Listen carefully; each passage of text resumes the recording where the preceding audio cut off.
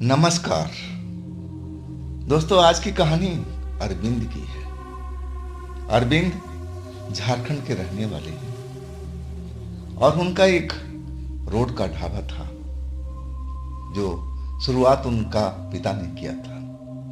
नाम था सरजू। तो सरजू के ढाबा से लोग अधिकतर जानते थे। पुराना ढाबा था। अब बहुत साल पहले, करीब 20 साल पहले की ये बात है।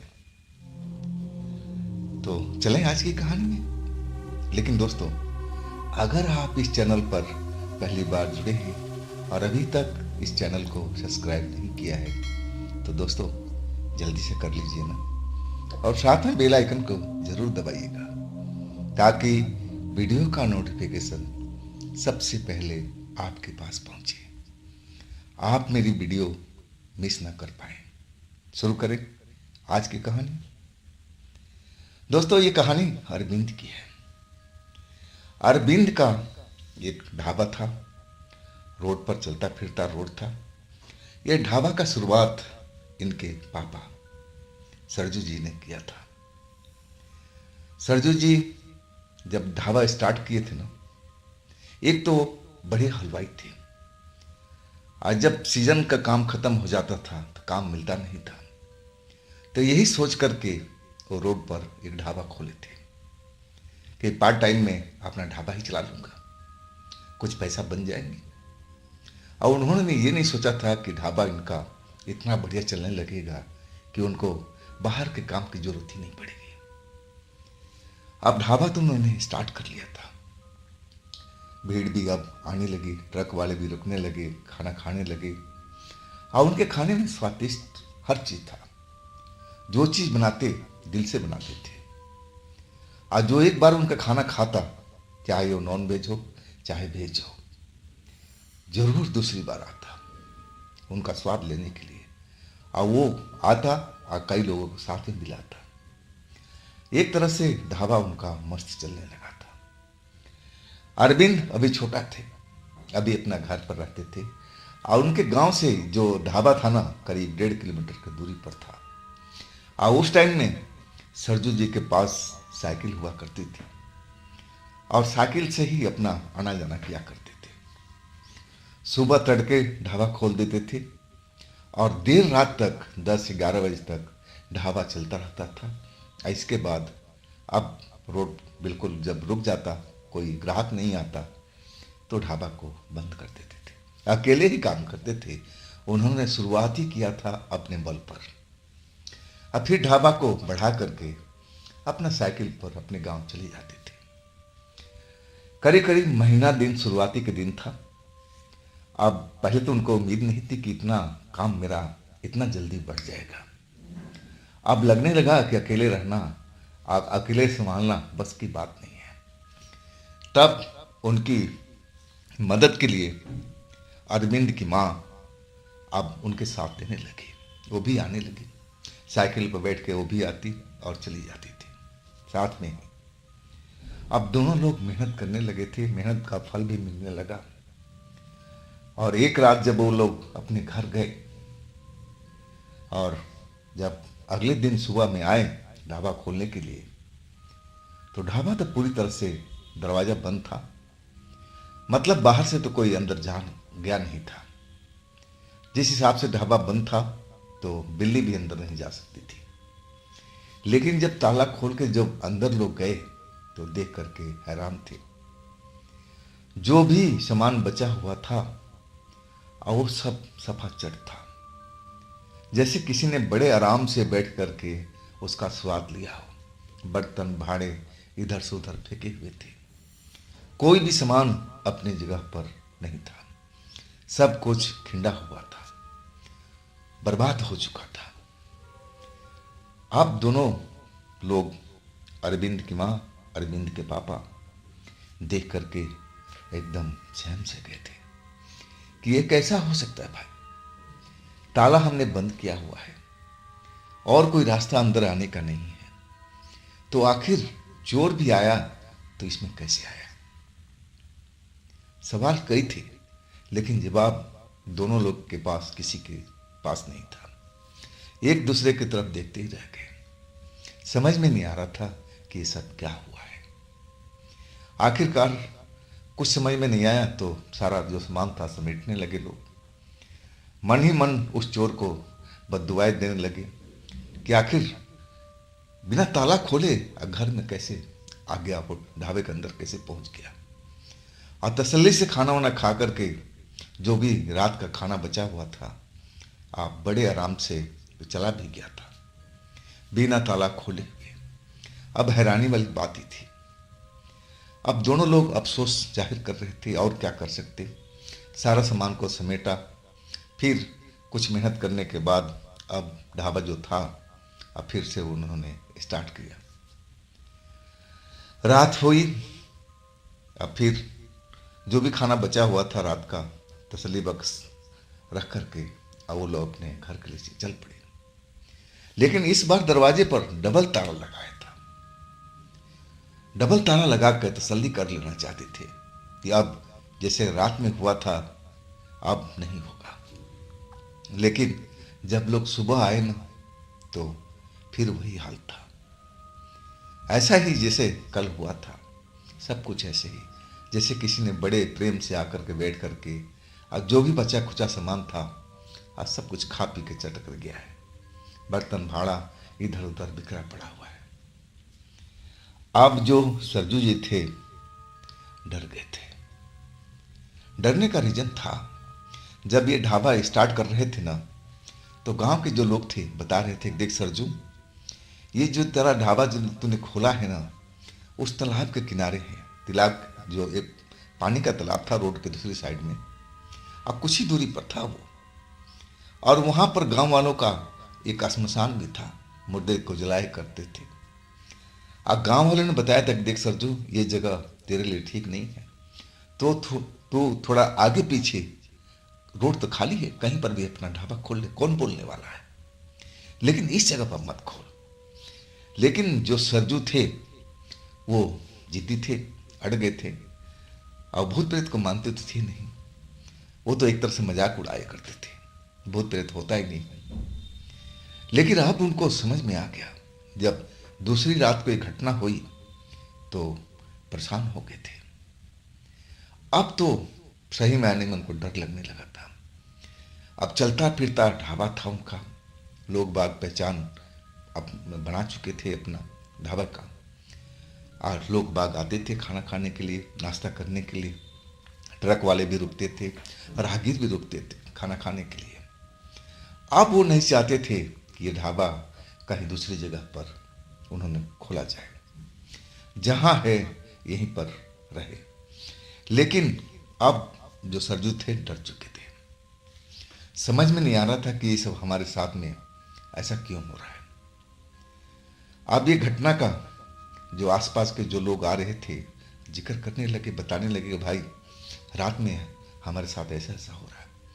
लेकिन कई लोगों का कई तरह का कहना था, हो सकता है कि कोई चोर आया हो, भूखा चोर हो, खाना खाकर चला गया हो, गुस्से में तुम्हारे पास कुछ पैसा ना मिला हो तो बर्तन भाड़ा फेंक गया। कई लोगों का कई तरह का कहना था। और उसी वक्त में एक फकीर टाइप का इंसान उनके ढाबे पर आया। आप फकीर को, साधु को कदर भी करते थे सरजू जी, उनको मुफ्त खाना देते थे जो भी उनके बस में होता था। अब फकीर खाना मांगने लगा, लेकिन खाना तैयार नहीं था, अभी तैयारी हो रही थी। और तब तक वो अपना दुखड़ा उस फकीर को सुनाने लगे कि बाबा, 2 रात से हमारे होटल में, ढाबा में ऐसा कुछ हो रहा है।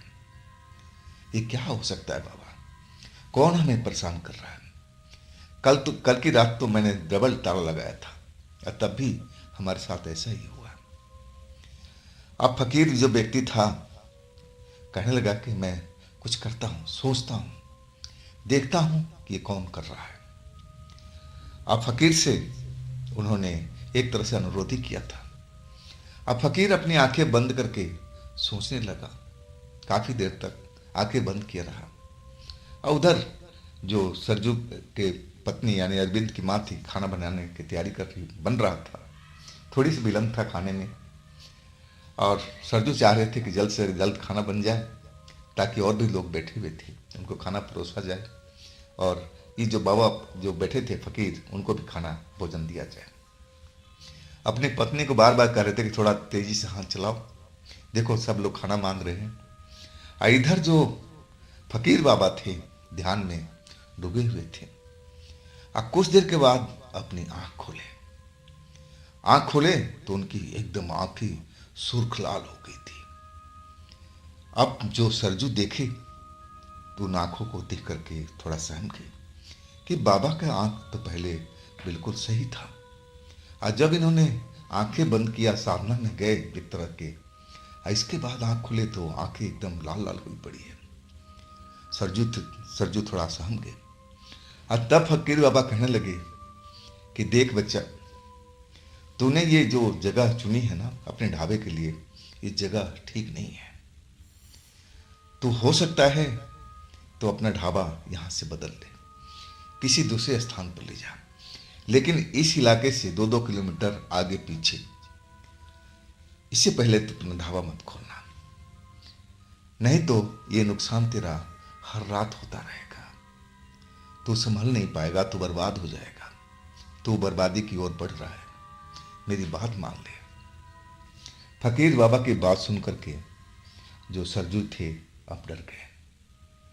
तब तक भोजन बन चुका था, थाली लग चुकी थी, और अरविंद की मम्मी आवाज़ दी अपने पति को कि हाँ जी खाना ले जाइए, फकीर बाबा को खाना थाली तैयार है। खाना परोस दिए, लेकिन फकीर जो थे खाना की तरफ देख रहे थे, लेकिन आंखें जो निगाह थी अब सरजू के ऊपर टिकी हुई थी। अब उनको समझाने की कोशिश कर रहे थे कि देख बच्चा, ये जगह तेरे लिए अब सही नहीं है, जितना जल्द हो सके इस जगह को तू बदल दे, नहीं तो तू अब बर्बाद होता जाएगा, तुझे कोई रोक नहीं पाएगा बर्बादी से। अब सरजू एकदम डर गए। बहुत मेहनत, बहुत पैसों से अब उन्होंने छोटा मोटा ये ढाबा खोला था, और वो नहीं चाहते थे कि ये ढाबा छोड़ करके जाए। अब बाबा से मिन्नत करने लगे कि बाबा आप जब इतने ज्ञानी हैं तो हमारे ऊपर में उपकार कीजिए ना। अब आप तो देख ही रहे हैं कि मैं गरीब आदमी हूँ, बड़ी मुश्किल से इस ढाबे को खड़ा किया है, और आप कह रहे हैं कि ढाबा कहीं और ले जा, 2 किलोमीटर आगे पीछे कहीं पर ले जा, लेकिन इस एरिया में नहीं। तो बाबा ऐसा कुछ कीजिए ना कि मुझे कहीं जाना ना पड़े, अब मेरा होटल ढाबा यहीं चलता रहे, ऐसा कुछ कर लीजिए। आप तो सब कुछ जानते हैं, आप कर भी सकते हैं। सरजू जी उस फकीर के पैर पकड़ लिए कि बाबा आप मुझे इस मुसीबत से निकाल दिए।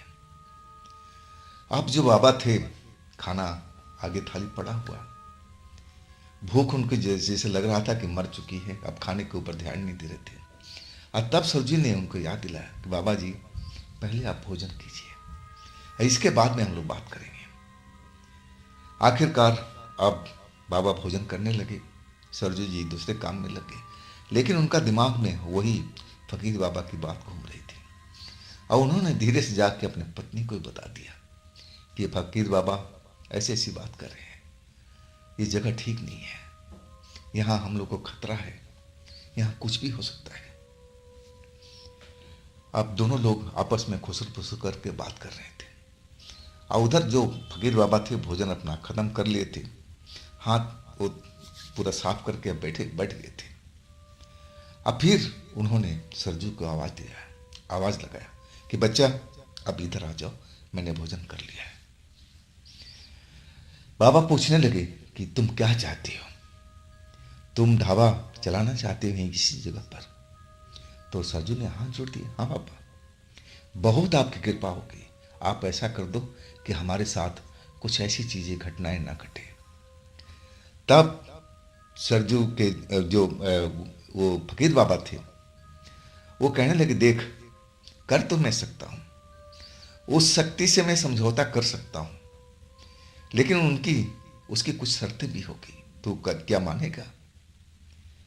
अब जो सरजू थे सोच में डूब गए, लेकिन उनको लगने लगा कि इसके अलावा मेरे पास में कोई विकल्प नहीं है। जो बाबा कह रहे हैं उनकी बात मानना ही होगा। तब उन्होंने कहा, हाँ बाबा, जो भी आप उचित सलाह देंगे मैं करने के लिए तैयार हूं। तब बाबा फिर आंखें बंद कर लिए, ध्यान में चले गए। कुछ देर तक ऐसे ही रहे, जैसे उनके मुंह से कुछ बुदबुदाहट सी हो रही थी, जैसे किसी से बात कर रहे हो। अब ये सब देख करके सरजू जी दूरी खड़े थे, लेकिन एकदम शेरन उनके बदन में हो रही थी कि ये जरूर उस शक्ति से बात कर रहे हैं, जो शक्ति हमारे ढाबा को नुकसान पहुंचा रही है।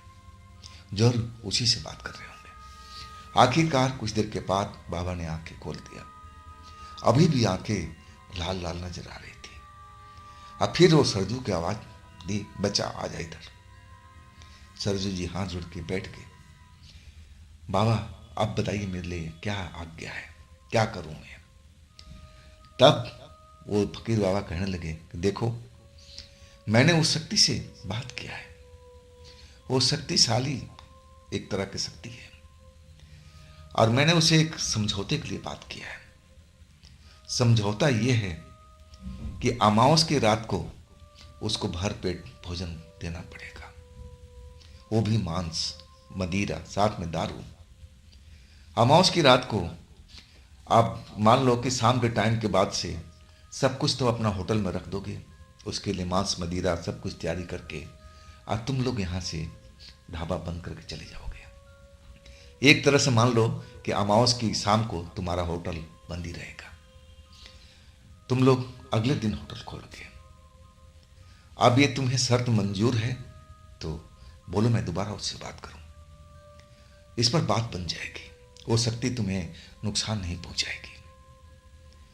अब जो सरजू थे डर गए, अपने पत्नी से जाके मिले, आपस में सलाह किया। अब पत्नी क्या बोलती, वो कहने लगी जो आपका उचित लगे वो कीजिए। आखिरकार बात पक्की हो गई, डील एक तरह से हो गई, समझौता हो गया। फकीर बाबा कहने लगे कि देखो बच्चा, अमावस कुछ दिनों के बाद आने वाली है।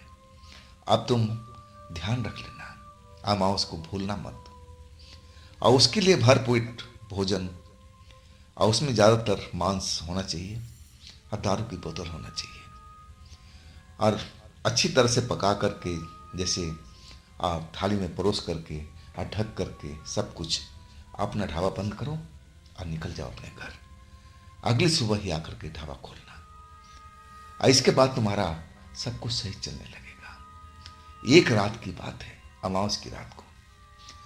अब तुम्हें ऐसा ही करना होगा। बाबा को अब जितना सेवा सत्कार हो सकता था अब सरजू जी ने किया, और कहने लगे कि बाबा जब भी आप इधर गुजरो तो हमारे ढाबा पर जरूर आना, आपने मेरे ऊपर बहुत ज़्यादा उपकार किया। वो फकीर बाबा हंसने लगे, कहने लगे कि बच्चा हमारा तो यही कर्म है, हम तो ऐसे ही लोगों को सहायता करते रहते हैं। हाँ जरूर, मैं इस रोड से गुजरूंगा ना तो तुम्हारे पास जरूर आऊँगा। अब बाबा चले गए।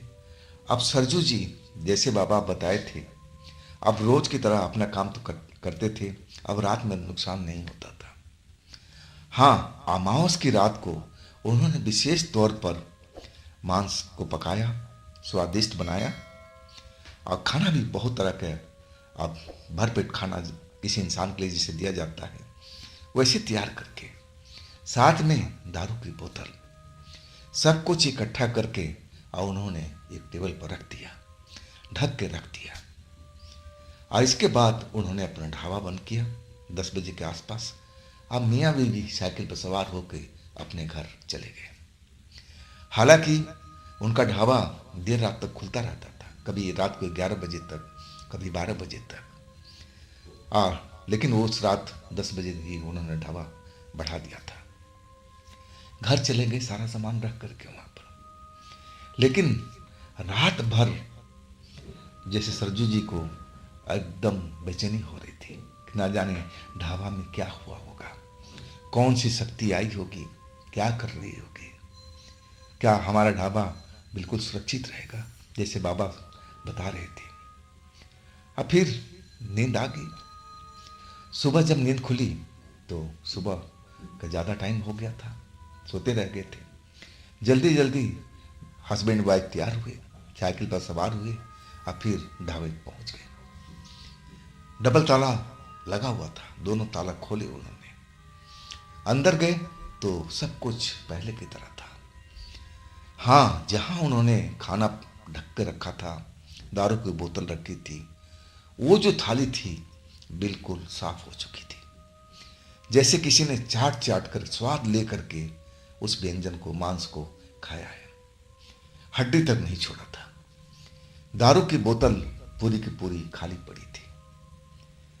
अब जो सरजू थे, उनकी पत्नी थी, ये सब देख करके एक तरह से पूरी शरीर में उनको झुरझुराहट आ गई थी, डर गए थे वो लोग। ऐसा वाकया उनके साथ में कभी हुआ नहीं था। वो तो भूत प्रेत के मानते भी नहीं थे, लेकिन ये सब सब कुछ देख रहे थे अपने ढाबा के अंदर में। अब सारे बर्तन भाड़ा रोज की तरह उन्होंने अपना साफ सुफ करके अपना होटल को चालू किया। ऐसे ही चलता रहा, हर अमावस के रोज ऐसा ही करते थे। आखिरकार कई साल गुजर गए। अब जो अरविंद थे वो बड़े हो चुके थे। अब वो ढाबा पर पढ़ाई के बाद वो भी अपने मम्मी पापा के साथ ढाबा पर जाने लगे, मदद करने लगे। अमावस की रात को जब ये सब देखते ना तो चौंक जाते। पढ़े पढ़े लिखे युवक थे, अपने मम्मी से पूछते कि मम्मी, ये लोग, आप लोग क्या कर रहे हो? ये किसके लिए इतना थाली में मांस पका कर रखती हो और स्वादिष्ट मिठाई रखती हो, दारू की बोतल, ये सब क्या है मम्मी? किस अंधविश्वास में आप लोग पड़े हुए हो? छोड़ो इसको, हटाओ सब। लेकिन मम्मी डांट देती, चुप हो जा, नहीं तो ये ढाबा बंद हो जाएगा तेरा। इसी से हम लोग का घर का सब कुछ काम चल रहा है। ढाबा ही नहीं रहेगा तो हम लोग क्या करेंगे? आज के बाद ऐसी बात मत बोलना। तब तक सरजू जी भी सुन लिए थे बात को, अपने बेटे को डांटने लगे कि देख बेटा, सारे का काम में दखल देना, लेकिन ये अमावस वाली जो काम है ना, इसमें बिल्कुल टोक टाक मत करना, ना दखल मत देना, नहीं तो हम लोग बर्बाद हो जाएंगे। अब फिर सरजू जी ने अपने बेटे को अकेले में ले जा करके सारी बात बताई कि देख बेटा, ऐसी ऐसी बात है, आइए हम सालों से करते आ रहे हैं और तब हमारा होटल ढाबा सुरक्षित है। अगर हमने एक अमावस भी छोड़ दिए ना तो हमारी होटल की बर्बादी तय है और हो सकता है कि हम पर भी खतरा मंडराने लगे। तो बेटा, ऐसी गलती मत करना। लेकिन ये बात अरविंद जी को हजम नहीं हुई थी। वो एक तरह से अंधविश्वास ही समझते थे अपने पापा को, मम्मी को। अब समझने लगे कि ये लोग अंधविश्वास में फंसे हुए हैं। ऐसा आज के साइंस के युग में ये सब होता है क्या? ये तब पहले जमाने की बात है, तब लोग इन चीज़ों को मानते थे, लेकिन अब तो नहीं मानते। अब जो अरविंद थे उनको भी भूत प्रेत पर विश्वास नहीं था। अब बड़े हो गए थे, अब होटल में वो भी संभालने लगे। कभी कभी वो अकेले ही होटल संभालते, अब कुछ लड़के भी रख लिए थे उन्होंने। जब होटल चलने लगा था तो रखना ही था। तो कभी कभी मम्मी पापा उनके घर में रहते। अब उम्र भी उनकी हो गई थी, अब सारा काम अब अरविंद ही संभालने लगे थे। कभी कभी उनके पापा आ जाते थे दिन में, मम्मी भी आ जाती थी, लेकिन शाम के टाइम में अब ज़्यादातर अरविंद ही रहने लगे और ढाबा रात के 12 बजे तक वो खोले रहते थे। इसके बाद रोड थी वीरान हो जाती थी। अब कोई बहुत मुश्किल से लोग, ट्रक वाले कोई आ जाता था, नहीं तो बिल्कुल बिल्कुल खाली होता था रोड। 12 बजे के बाद में उसी ढाबे के अंदर में अरविंद अपने लड़कों के साथ सो जाते थे। अमावस की रात आ चुकी थी। आज जैसे अमावस थी, अब जो सरजू जी थे अब ढाबे पर आ गए। जो उनकी तैयारी करनी थी, मांस वगैरह सब कुछ ला कर रख दिए, रेडी करके रख दिए। शाम के टाइम तक दारू की बोतल भी आ चुकी थी और तबीयत उनका खराब हो गया था। वो अपने बेटे को कहे कि बेटा देख, 10 बजे तक ढाबा खोला रखना, आज जैसे मैंने बताया है इस टेबल पर सारा सामान खाने का पीने का सब सजा कर रख देना। 10 बजे तुम लोग ये होटल खाली कर देना, गांव में आ जाना, घर पर आ जाना अपने लड़के को लेकर भी। इस ढाबा के अंदर में कोई नहीं रहेगा, ताला बंद कर देना बाहर से। और इसके बाद जो सरजू जी थे अपने घर आ गए, तबीयत ढीली थी। अब जो अरविंद थे उनको गुस्सा आ रहा था ये सब देख करके।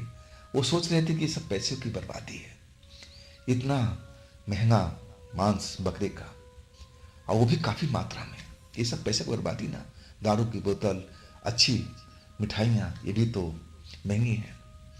अब अंधविश्वास में मानते नहीं थे ये अंधविश्वास को, तो एक तरह से ये बोझ लगने लगा था। लेकिन पापा का सख्त हिदायत था कि बेटा सब कुछ भूल जाओ लेकिन एक काम को नहीं भूलना है। अब पापा का बात मानते भी थे, लेकिन उन्होंने फैसला कर लिया कि कुछ ऐसा करूंगा कि मैं देखना चाहता हूं कि वाकई में सारे चीज़ों को कौन खाता है, कौन सी शक्ति है जो हमारे होटल में आती है, रात के टाइम हम मांस खा जाती है, मिठाई खा जाती है और दारू की बोतल पी जाती है। कौन हो सकता है, मैं जरूर देखूंगा।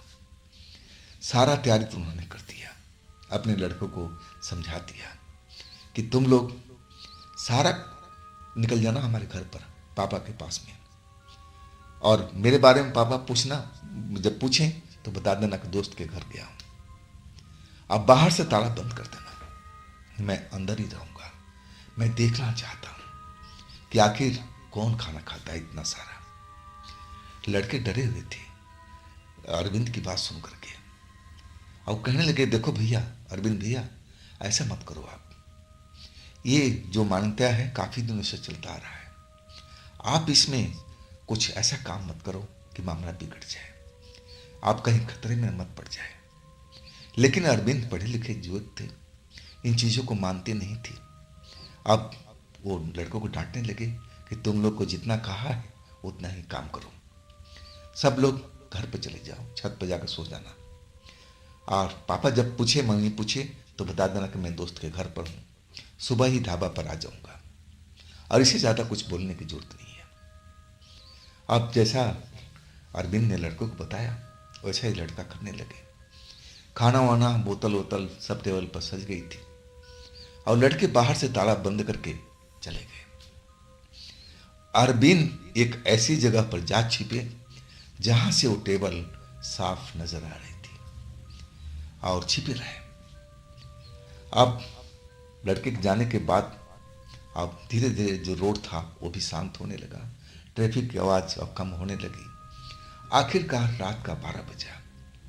अब तो ट्रैफिक रोड पर रुक गई थी, कोई भी आवाज़ नहीं आ रही थी।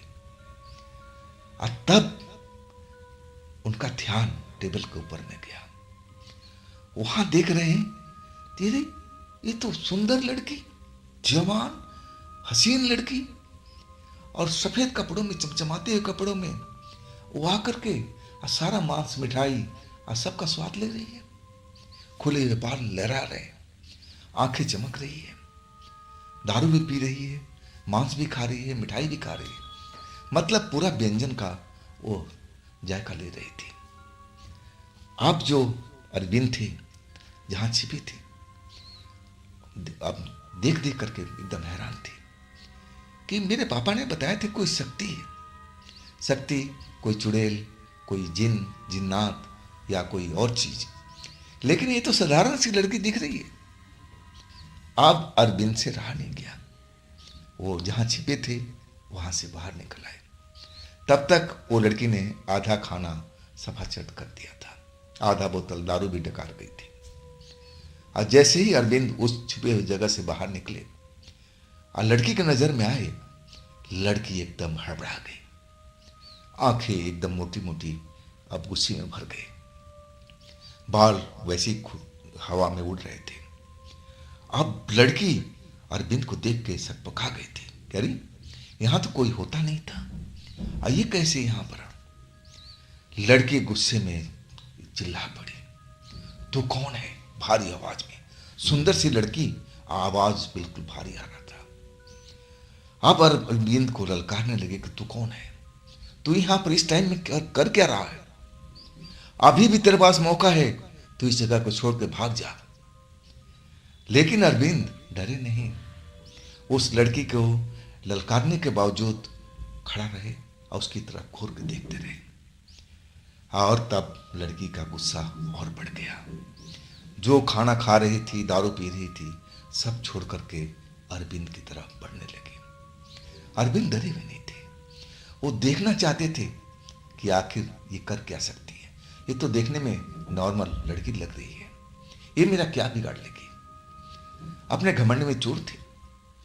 और तब तक लड़की उनके पास पहुंच गई। आंखें में आंखें डाल करके अब अरविंद को पूछने लगी। और वो जान चुकी थी कि अरविंद सरजू जी का बेटा है, जिनका होटल है। और वो भारी आवाज में कहने लगी, क्या तेरे बाप ने मेरे बारे में नहीं बताया?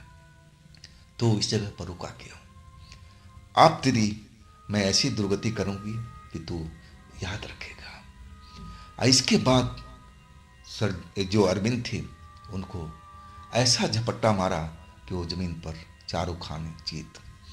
उनकी छाती पर बैठ करके लड़की गुर्राती रही जंगली जानवर की तरह और उनका गला दबाने लगे। अरविंद जी खूब चिल्लाने की कोशिश किया, चिल्लाते रहे, बचाओ, कोई है तो बचाओ। उसके बंधन से आप निकलने की कोशिश कर रहे थे, लेकिन निकल नहीं पा रहे थे। अब जो रोड था बिल्कुल खाली हो चुका था। अब कोई जाता भी तो आवाज इतना दूर पर पहुंचती नहीं।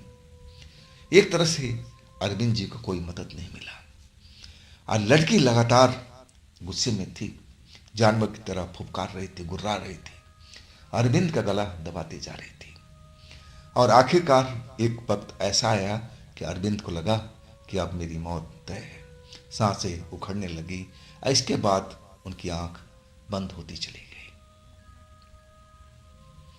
और उधर सरजू के घर पर जब लड़के पहुंचे तो अरविंद को ना देख करके अब सरजू हैरान थे, मम्मी भी उनकी अरविंद की हैरान थी कि आखिर अरविंद कहाँ गया। लड़कों से सरजू पूछने लगे तो लड़कों ने जैसा अरविंद ने बताया था वो बताने लगे कि भैया किसी दोस्त के घर पे चले गए।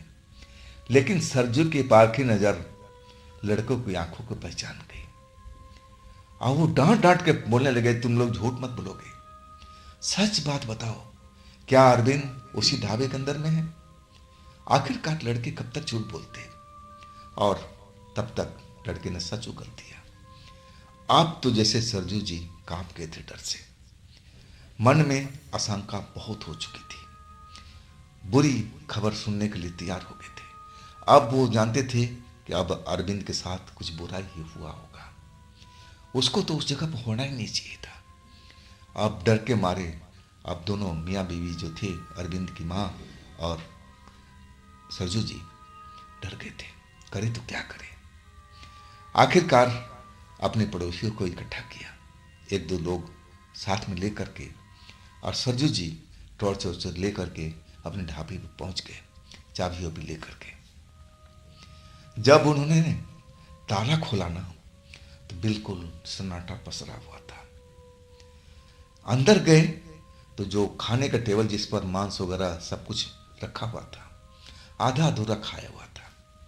अरविंद कहीं दिखाई नहीं दे रहे थे और वो जो शक्ति थी वो भी कहीं, आज तक सरजू जी ने तो देखा तक नहीं था कि कैसी है, काली है, पीली है, क्या है, उन्होंने तो बिल्कुल देखा तक नहीं था। अब निगाहें तलाश रही थी अरविंद की, आवाज लगाने लगे, अरविंद अरविंद अरविंद। आखिरकार किसी की नजर जमीन पर पड़ी, देखा अरविंद चारों खाने चीत पड़े हैं, नाक से खून निकल रहा है। अब सारे लोग दौड़ के गए, किसी ने नब्ज देखा तो पता चला कि नब्ज चल रहा है, अभी जिंदा है। और जल्दी जल्दी कंधे पर डाल करके उनको बाहर निकाला गया, ताला बंद करके सारे के सारे लोग अब अरविंद कंधे पर टांग करके गांव की तरफ दौड़ पड़े। जब घर पहुंचे ना और पानी वानी का छींटा दिया गया, तब जाके अरविंद की आंख खुली थी। जैसे ही आंख खुली अरविंद पागली वाली हरकत करने लगे थे, वो किसी को पहचान ही नहीं रहे थे, उनके साथ में क्या हुआ वो बताने लायक थे ही नहीं। अब जो सरजू जी थे परेशान हो गए थे। समझ में नहीं आ रहा था कि अब कैसे अरविंद को होश में लाया जाए। ये तो किसी को पहचान तक नहीं रहा है। अब इसको कैसे सही किया जाए। अब लोग बाग तरह तरह की बातें कर रहे थे कि किसी तांत्रिक को दिखाओ, किसी ओझा गुनी से मिलो। सुबह तक सभी ने इंतजार किया। सुबह सरजू जी एक जानने वाले ओझा के पास गए, बुला के लाए। ओझा ने देखा, अब बता दिया कि इसके ऊपर कोई आत्मा की सवारी है और वो बहुत शक्तिशाली है। मैं जितना कर सकता हूं मैं जरूर करूंगा, लेकिन मैं लंबे समय तक इसे पीछा नहीं छुड़ा सकता। इसके लिए आपको किसी बड़े ओझा गुनी को जरूरत पड़ेगी, लेकिन मैं फिलहाल इसको होश में लाने की कोशिश करता हूं अपने मंत्र के द्वारा। आखिरकार ओझा गुनी अपने काम में लग गए और 2-3 घंटे के बाद तब जा करके अरविंद लोगों को पहचानने लगे। और जैसे जैसे उनको होश आया, अब रात की घटना उनको याद नहीं थी। सब कुछ दिमाग में, सब कुछ याद था, लेकिन उस वक्त में क्या हुआ था एक्चुअल में वो बता नहीं पा रहे थे। उन्होंने बस एक ही बात बताया कि उस टेबल पर मैंने एक लड़की को देखा था, सुंदर लड़की। और उसके बाद उनके साथ क्या हुआ था सब कुछ भूल चुके थे। लेकिन सरजी जी को ये उम्मीद जाग गया था कि अब मेरा बेटा सही हो जाएगा। अब मैं उस आत्मा से जो भी है उसे जाके माफ़ी मांगूंगा रात के टाइम में कि मेरे बेटे से गलती हो गई है। और वो फ़कीर बाबा अब मुझे कहीं मिल गए तो मैं उनको ज़रूर लेके आऊँगा और उनसे भी कहूँगा कि उस आत्मा से, उस शक्ति से हमें माफ़ी दिलवा दें। आज के बाद ऐसी गलती नहीं होगी। तो दोस्तों, ये थी आज की कहानी अरविंद जी की। ये कहानी दोस्तों लंबी है थोड़ी, तो एक भाग में तो पूरा नहीं हो सकती। आप कल तक इंतज़ार कीजिए अगले भाग का। मैं कल ही लेके इसका अगला भाग लेकर के आऊँगा। हाँ दोस्तों, अभी तक की कहानी आपको कैसी लगी आप मुझे कमेंट करके ज़रूर बताइएगा। दोस्तों, ये भी चैनल आप ही का है, तो इसको भी अपना प्यार दीजिए ना। लाइक कीजिए, सब्सक्राइब कीजिए, शेयर कीजिए। और हाँ दोस्तों, अगर आपके पास भी ऐसी कोई कहानियाँ हैं, कोई घटना है जो आप मुझे बताना चाहते हैं, तो आप मुझे इंस्टाग्राम पर या मेरे व्हाट्सएप नंबर पर अपनी कहानी, अपनी घटना भेज सकते हैं। तो फिर हम कल मिलते हैं दोस्तों। आप लोग अपना ख्याल रखिएगा। नमस्कार।